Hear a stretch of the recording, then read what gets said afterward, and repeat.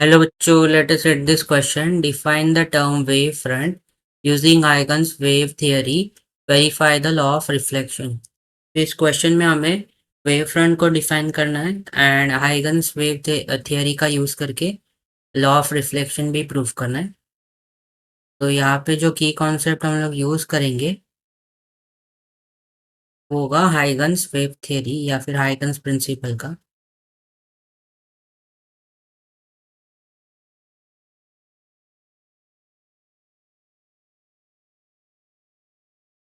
हाइगन principles का यहाँ पे हम लोग यूज करेंगे।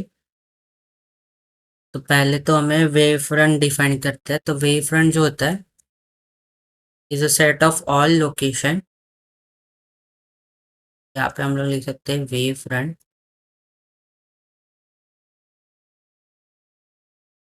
A wave front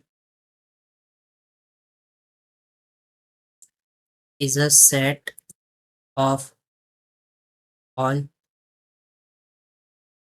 locations in a medium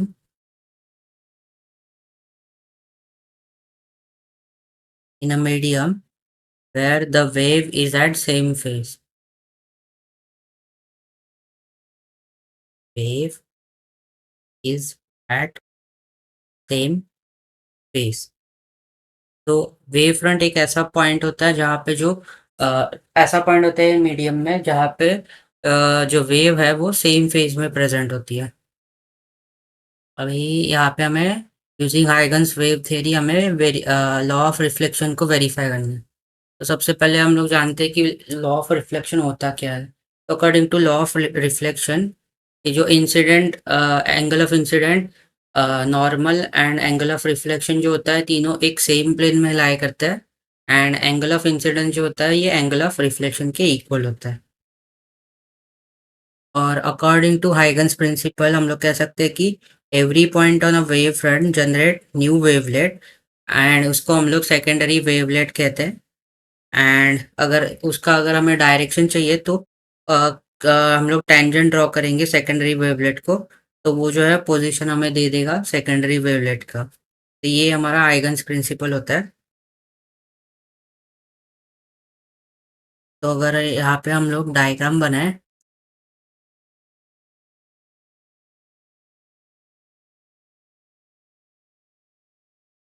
तो हमारे पास मिरर है एम एम डैश।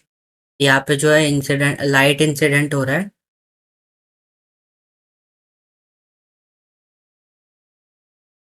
ये हम लोग अज्यूम करते हैं कि ये हमारा सेकेंडरी वेवलेट प्रेजेंट है।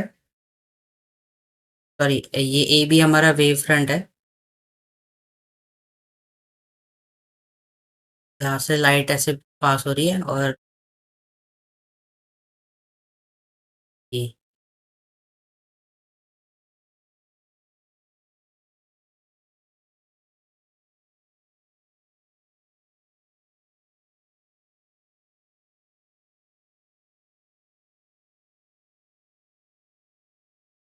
तो यहाँ से लाइट ऐसे इंसिडेंट हो रही है। इसको हम लोग नेमिंग कर देते हैं। ये 1 2 3 हो जाएगा और ये जाएगा 1 डैश 2 डैश 3 डैश। ये ए भी है तो ये हमारा हम लोग अज्यूम करते हैं कि ये ए डैश बी डैश हो जाएगा। और यहाँ से अगर हम लोग एक नॉर्मल ड्रॉ करें तो ये हमारा एन हो जाएगा। ये हमारा एंगल ऑफ इंसिडेंस हो जाएगा। और यहाँ पे एक देखिए तो ये हमारा एंगल ऑफ रिफ्लेक्शन हो जाएगा। इस पॉइंट को हम लोग डी नाम देते हैं। और यहाँ पे हमारा डी डैश प्रेजेंट होगा। तो ये हमारा डायग्राम हो गया जहाँ पे ए बी जो है ये हमारा प्लेन वेव फ्रंट है। तो लेट अस अज्यूम कि let angle B A dash जो है ये हमारा एंगल ऑफ इंसिडेंस के इक्वल है। Now according to Huygens principle every position on A B is a source of secondary wavelet. तो यहाँ पे हम लोग कह सकते हैं कि every every point on A B is a source of secondary secondary wavelets. तो हम लोग कह सकते हैं कि ये जो बी ए डैश का डिस्टेंस है वो कितना हो जाएगा, स्पीड ऑफ लाइट जो कि सी आएगा इंटू टाइम टेकन, सो सी इंटू टी आएगा, इसको इक्वेशन 1 कहते हैं। सिमिलरली ए बी डैश जो आएगा वो भी सी इंटू टी के इक्वल होगा। नाउ हम लोग दो ट्राइंगल कंसिडर करते हैं in triangle A A dash B and second वाला triangle A A A dash B dash. तो from 1 and 2 we can say that E A dash जो है ये ए बी डैश के इक्वल है, then angle B and angle B dash देखे तो ये दोनों भी इक्वल आएंगे क्योंकि बोथ आर 90,